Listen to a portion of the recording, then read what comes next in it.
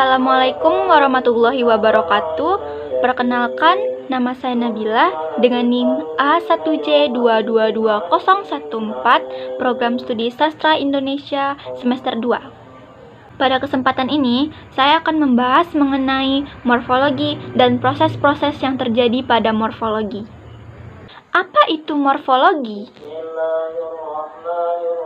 Morfologi adalah cabang linguistik yang mengidentifikasi satuan-satuan dasar bahasa sebagai satuan gramatikal. Morfologi mempelajari seluk-beluk bentuk kata serta pengaruh perubahan-perubahan bentuk kata terhadap pengaruh dan arti kata tersebut. Atau, dengan kata lain, dapat dikatakan bahwa morfologi mempelajari seluk-beluk bentuk kata serta fungsi-fungsi perubahan-perubahan bentuk kata itu baik fungsi gramatik maupun fungsi semantik. Nah, secara etimologi, kata morfologi berasal dari kata morph yang berarti bentuk dan kata logi yang berarti ilmu. Jadi, secara harfiah, kata morfologi berarti ilmu mengenai bentuk. Di dalam kajian linguistik, morfologi berarti cabang ilmu bahasa yang seluk-beluk bentuk kata dan perubahannya, serta dampak dan perubahan itu terhadap arti atau makna dan kelas kata. Sebelum kita masuk ke proses morfologi, ada baiknya kita mengetahui definisi morfem. Morfem adalah satuan gramatikal yang terkecil. Sebagai satuan gramatikal, morfem mempunyai makna. Dalam ilmu bahasa, dikenal satuan seperti kata, frase, klausa, dan kalimat. Dalam praktek morfem, dapat dikenal dan ditemukan dengan jalan memperbandingkan satuan-satuan ujaran yang mengandung kesamaan dan pertentangan. Kita masuk ke proses morfologi. Apa itu proses morfologi dan apa saja proses morfologi? Proses morfologi ialah proses pembentukan kata-kata dari satuan lain yang merupakan bentuk dasarnya. Dalam bahasa, terdapat 3 proses morfologi, yaitu yang pertama adalah afiksasi, kedua adalah reduplikasi, dan terakhir ada komposisi. Kita masuk kepada yang pertama, yaitu afiksasi atau proses pembubuhan afiks. Afiksasi merupakan nama lain dari morfem terikat. Morfem terikat merupakan kata yang tidak dapat berdiri sendiri. Sedangkan kata yang dapat berdiri sendiri disebut sebagai morfem bebas.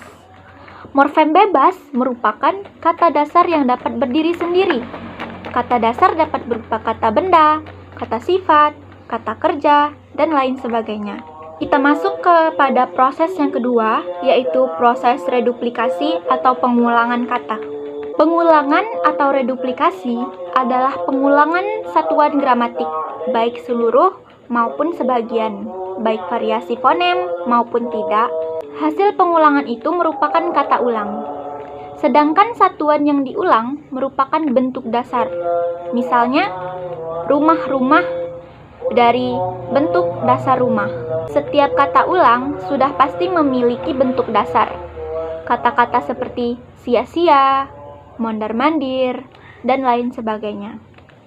Dari deretan morfologik, dapat ditentukan bahwa sesungguhnya tidak ada satuan yang lebih kecil dari kata-kata tersebut.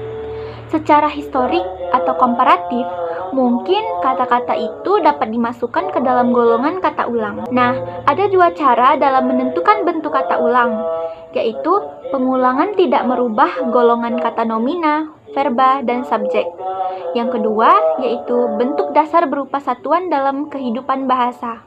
Nah, macam-macam pengulangan adalah sebagai berikut.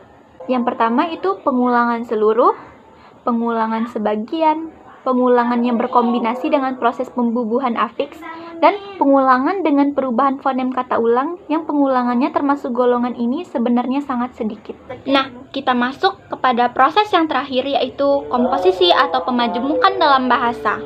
Komposisi adalah proses kata pemajemukan. Kata majemuk ialah gabungan kata dasar yang telah bersenyawa atau yang sudah membentuk satu kesatuan dan menimbulkan arti baru. Contohnya dapat dilihat dari kata dasar keras dan kata dasar kepala menjadi keras kepala. Dan kata kamar dan kata mandi menjadi kamar mandi. Itu saja yang bisa saya bahas mengenai morfologi, morfem, dan proses morfologi. Jika ada kesalahan kata, saya mohon maaf. Terima kasih atas perhatiannya. Wassalamualaikum warahmatullahi wabarakatuh.